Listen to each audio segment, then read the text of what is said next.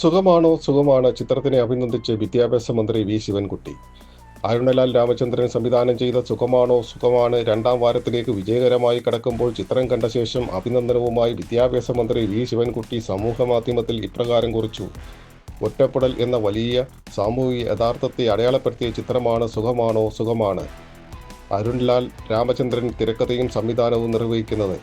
മനം തുറന്നൊരു വാക്കിലൂടെ സ്നേഹപൂർവമായ ഒരു നോട്ടത്തിലൂടെയും മാറ്റിയെടുക്കാവുന്നതാണ് മനുഷ്യൻ അനുഭവിക്കുന്ന പല ഏകാന്തതകളുമെന്ന് ഈ ചിത്രം നമ്മെ ഓർമ്മിപ്പിക്കുന്നു. പുതുതലമുറയും മുതിർന്നവരും ഒരേപോലെ അറിഞ്ഞിരിക്കേണ്ട വസ്തുതയാണ് ഇത്. എൻ്റെ പ്രൈവറ്റ് സെക്രട്ടറി അഡ്വക്കേറ്റ് രാമചന്ദ്രൻ നായരുടെ മകനാണ് അരുൺലാൽ.